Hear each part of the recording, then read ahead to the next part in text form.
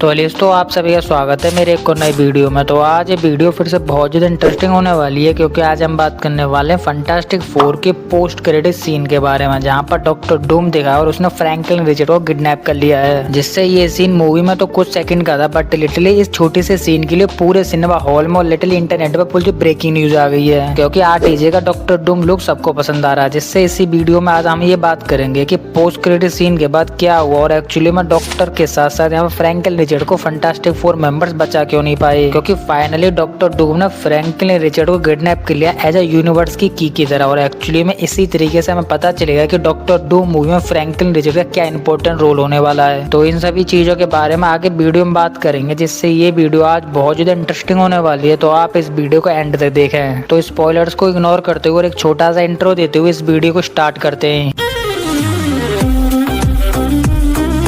तो फाइनली आपने यहाँ तक वीडियो वॉच कर ली है, तो अब बात कर लेते हैं फंटास्टिक फोर मूवी के बारे में। तो इस मूवी की स्टार्टिंग होती है इससे रिलीजिंग डेट से 2 महीने पहले की, जब ये मूवी सबसे पहले लाइव एक्शन में आई थी। मतलब इसका जब ट्रेलर लीक हुआ था, जिससे ट्रेलर में साफ पता चल गया था कि इसके पोस्ट क्रेडिट सीन में क्या होने वाला और डॉक्टर डूम इसमें कैमियो करेगा या फिर नहीं। और एक्चुअली में हम सबको ये भी पता चल गया था कि पोस्ट क्रेडिट सीन में फ्रैंकलिन रिचर्ड किडनैप हो जाएगा। तो सबसे इम्पोर्टेंट बात इस पोस्ट क्रेडिट सीन की ये है कि जब फ्रैंकलिन रिचर्ड पैदा हुआ था, ये पोस्ट क्रेडिट सीन उसके 4 साल बाद का है। और इसी के साथ डॉक्टर डूम को पहले ही पता चल गया था कि फ्रैंकलिन रिचर्ड पैदा हो गया, जिससे डॉक्टर डूम ने उसे स्टार्टिंग में आते ही नहीं उठा लिया। एक्चुअली में उसके लिए 4 साल वेट करा और उसके बाद डॉक्टर डूम ने फ्रैंकलिन रिचर्ड को उठाया है। और इसी के साथ फ्रैंकलिन रिचर्ड यहाँ पर इतना नादान या फिर इतना बच्चा भी नहीं है कि वो छोटी मोटी बातों को भी ना समझ सके। यहाँ पर वो काफी सारी चीजों को समझ भी रहा है और बोल भी रहा है। और इसी के साथ हमें फ्रैंकलिन और सू एक एबेक्स्टर बिल्डिंग में दिखाई जाती है, जहाँ पर सू फ्रैंकलिन को एक बुक रीड करके सिखा रही होती है या फिर समझा रही होती है, जहाँ पर फ्रैंकलिन को सू ये बोलती है कि बटरफ्लाई, जिससे फ्रैंकलिन इसी चीज को रिपीट करते हुए बटरफ्लाई बोलता है। जिससे सू यहाँ पर ये बोलती है कि ये बुक पूरी तरह कंप्लीट होगी, एक न्यू बुक लेके आती हूँ। जिससे सू यहाँ से चली जाती है और वो हार्बी के पास जाके बोलती है क्या तुमने वो बुक देखी है। जिससे हार्बी उसे एक बुक दिखाता है, जिससे सू ये बोलती है कि ये बुक उस जैसी दिखती तो है बट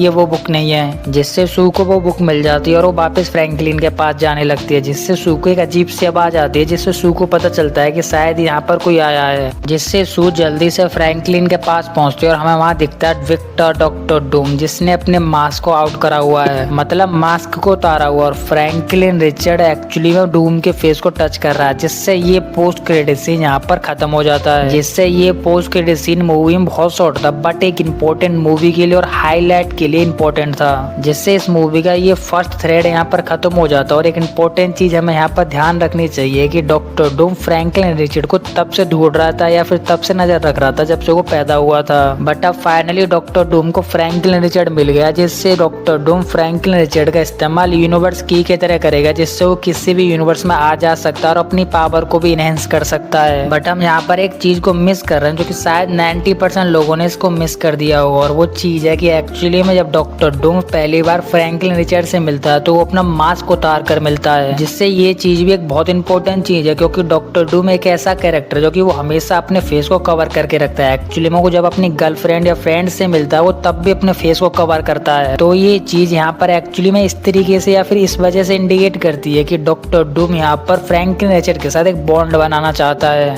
क्योंकि फ्रैंकलिन इतना बड़ा या फिर इतना समझदार नहीं है कि वो अच्छाई बुराई और बैड इज सुपर यूज या फिर गुड सुपर यूज में अंतर बता सके। तो उसी के साथ डॉक्टर डूम ने इसी वजह से फ्रैंकलिन के सामने अपना मास्क उतारा और अपना बॉन्ड बढ़ाया, जिससे फ्रैंकलिन को डॉक्टर डूम लेके जाए तो वो न चीखे न चिल्लाए और फ्रैंकलिन की सारी पावर को डॉक्टर डूम उसी की मर्जी से और उसी के कहने पर यूज कर सके, ना कि उसे छीनना पड़े और ना ही उसे किल करना पड़े और इसी के साथ उसे ब्लैकमेल भी ना करना पड़े। जिससे ये डॉक्टर डूम का एक अच्छा प्लान और एक मास्टर स्ट्रोक है, जो कि एक्चुअली फ्रैंकलिन के ऊपर इजीली काम भी कर रहा है, क्योंकि बच्चों को बहलाना फुसलाना बहुत इजी हो जाता है। और फ्रैंकलिन तो यहाँ पे 3 से 4 साल का है और ये चीज डॉक्टर डूम के लिए बहुत इजी होगी। और डॉक्टर डूम फ्रैंकलिन के साथ बॉन्ड नहीं बनाता या फिर अपना मास्क नहीं उतारता तो और इजीली उसे ऐसे ही उठा के चला जाता, तो फ्रैंकलिन उसके साथ नहीं जाता, शायद वो चीखता चिल्लाता या फिर अपनी पावर भी इस्तेमाल कर सकता था। जिससे डॉक्टर डूम का फ्रैंकलिन को उठाने का या फिर किडनैप करने का प्लान इजीली फेल हो जाता। और एक बात यहाँ पर ये भी निकल कर आ रही थी कि एक्चुअली में मूवी के एंड में सू मर जाती है, जिससे ये बात जब फ्रैंकलिन को पता चलती है तो फ्रैंकलिन आता है और यहाँ पर सू को जिंदा करता है। जिससे इस खबर के बारे में मुझे कुछ नहीं पता है कि ये कितनी सच है कितनी झूठ, और ये भी नहीं पता है कि इसके बारे में चल क्या रहा है। बट फाइनली ये पता चल गया है कि फ्रैंकलिन के पीछे यहाँ पर काफी सारे लोग पड़ने वाले हैं और वो भी बड़ी पावर्स को होल्ड करने वाले, जैसे गैलेक्टर्स हो गए, सिल्वर सर्फर मतलब सेलावेल, और भी कुछ पावरफुल कैरेक्टर्स। और इसके बाद एंड में आएगा अपना विक्टर डॉक्टर डूम, जो कि फाइनली अपने प्लान में कामयाब हो जाएगा, जो कि फ्रैंकलिन रिचर्ड को किडनैप करने का था।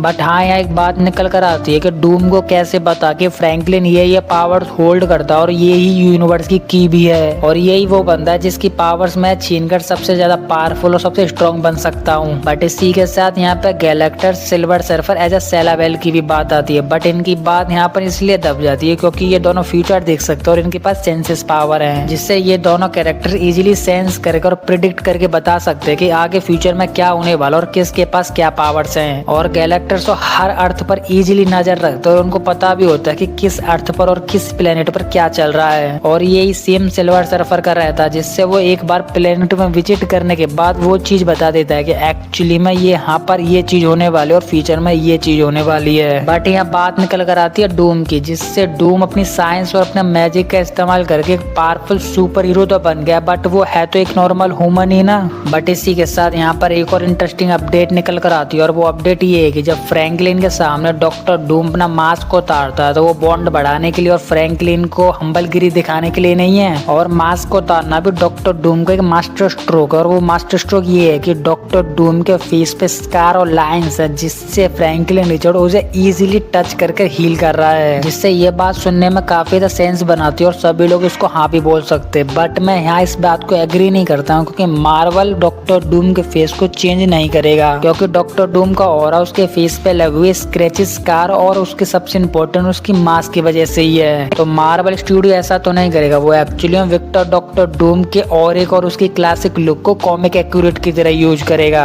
और इसी के साथ यहाँ एक खबर ये भी निकल कर आ रही है कि मार्वल स्टूडियो और मार्वल स्टूडियो के एडिटर्स एक्चुअली में एक ऐसी चीज को इन्वेंट कर रहे हैं या फिर एक ऐसी चीज ला रहे हैं जिससे Victor Doctor Doom as a robot Downey Junior Doom's का मास्क भी पहन लेता है, तो वो इजीली आइडेंटिफाई हो जाएगा कि मास्क के पीछे Victor Doctor Doom as a robot Downey Junior ही है। और हम सबको पता है कि मार्वल वाले रोबोट डाउनी जूनियर के साथ ऐसा क्यों कर रहे हैं, क्योंकि रोबोट डाउनी जूनियर का मार्वल में अलग ही हो रहा है। और इसी के साथ मार्वल वालों ने रोबोट डाउनी जूनियर को $100 मिलियन दें, जिससे मार्वल वाले रोबोट डाउनी जूनियर उसके और उसके फेस का इजीली फायदा उठाएंगे। और इसके बारे में हमें फंटास्टिक फोर से पता चल गया, जहाँ पर मार्वल वालों ने डॉक्टर डूम को ऑन स्क्रीन दिखा दिया। वैसे कुछ सेकंड्स के लिए ही क्यों नहीं, बल्कि मार्वल वालों ने रोबोट डाउनी जूनियर के फेस को भी रिवील कर दिया है, जो कि डॉक्टर डूम के आइडेंटिटी के रिवील और मास्क को उतारने के बाद हुआ है। तो अब बात कर लेते हैं इस मूवी के सबसे इम्पोर्टेंट और सबसे इंटरेस्टिंग खबर के बारे में, जो की है doctor Doom, read and Kang की तरफ से, जिससे इन तीनों कैरेक्टर्स का आपस में कुछ न कुछ तो कनेक्शन है, जिससे ये शायद जानते हैं या फिर ये एक टीम में रहे होंगे। और मैं इन तीनों कैरेक्टर्स के लिंक और कनेक्शन के बारे में इसलिए बोल रहा हूँ क्योंकि डॉक्टर डूम बेस्टक बिल्डिंग में बिना किसी की नजरों में आए और बिना किसी से फाइट करे इजीली फ्रैंकलिन के सामने पहुंच गए थे, जिससे डॉक्टर डूम की फंटास्टिक फोर में ये एंट्री लिटरली ये इंडिकेट करती है कि डॉक्टर डूम के पास टेलीपोर्ट करने का कुछ ट्रिक या फिर कुछ ना कुछ गैजेट है, जिससे डॉक्टर डूम इजीली फ्रैंकलिन के सामने आके खड़ा हो गया, और वो भी कूल माइंड के साथ, जिससे यहाँ पर ऐसा लग रहा था कि डॉक्टर डूम के पास बहुत टाइम है, वो भी फ्रैंकलिन को किडनैप करने के साथ, जिससे फ्रैंकलिन को डॉक्टर डूम किडनैप कर लेता है। तो एक्चुअली में डॉक्टर डूम यहाँ पर ना तो किसी तरह फाइट करने वाला था और ना ही वो किसी की नजरों में आने वाला था, जिससे वो डॉक्टर डूम इजीली फ्रैंकलिन को उठाता और एक सेकंड में पोर्टल खोल के गायब। और ये टेलीपोर्ट वाली बात मैं इसलिए बोल रहा हूँ क्योंकि हमने अर्थ 838 रीड के पास एक ऐसा ही पोर्टल देखा था, और हमने कैंग के पास भी ऐसा ही एक पोर्टल देखा था, जो कि हजारों कैंग एक साथ आके वेरिएंट एज ओपन कर रहे थे।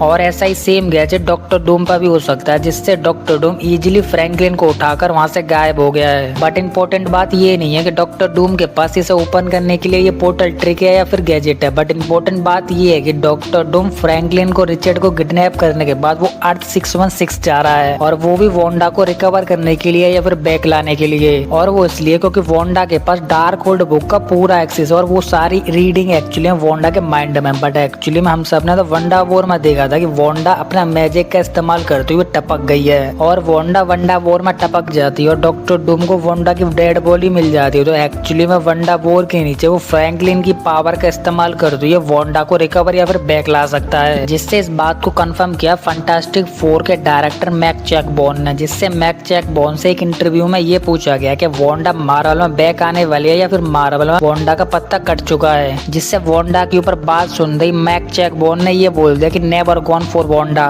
जिसका सीधा सिंपल इंडिकेट है कि मार्वल में वांडा कहीं भी नहीं जाने वाली है मार्वल को छोड़कर। और मैक चैकबॉर्न वही डायरेक्टर है जिन्होंने Doctor Strange the Multiverse of the Madness और वांडा विजन जैसी वेब सीरीज को डायरेक्ट किया है, जिससे इनको इजीली पता है कि वांडा और वांडा के कैरेक्टर के साथ मार्वल में क्या होने वाला है। तो यहाँ पर यही बात निकल कर आती है कि फ्रैंकलिन रिचर्ड डॉक्टर डूम पर ट्रस्ट करते हुए वांडा को जिंदा करेगा। और आप इस इंपॉर्टेंट खबर के बारे में क्या सोचते हैं और एक्चुअली में आपको क्या लगता है कि वांडा मार्वल में बैक आनी चाहिए या फिर नहीं, वो चीज आप मुझे कमेंट में बता सकते हो। तो यही थी वो इंपॉर्टेंट एंड इंटरेस्टिंग खबरें जो कि मैंने इस वीडियो में कवर करी है। और एक्चुअली में मैं यहाँ पर किसी भी अपडेट या फिर किसी भी खबर को मिस कर देता हूँ तो वो आप मुझे कमेंट में बता सकते हो, जिससे मैं अगले वीडियो में 100% कवर कर दूंगा। तो इसी के साथ आपको हमारी ये वीडियो पसंद है तो लाइक कर दे, और आप इस चैनल पर नए हैं तो चैनल को सब्सक्राइब कर लें, और सब्सक्राइब करने के साथ साथ हमारे इस बेल आइकन को भी ऑल पे सेट कर लें, जिससे कि आपको हमारे इस चैनल की किसी भी नई वीडियो की अपडेट इजीली मिल सके। तो इसी के साथ मैं इस वीडियो को यहीं पे एंड करता हूँ। तो आप हंसते रहिए, मुस्कुराते रहिए और अपनी फैमिली के साथ खुश रहिए। तो मैं मिलता हूँ आपको किसी और ऐसी हमारी मजेदार वीडियो में, तब तक के लिए गुड बाय।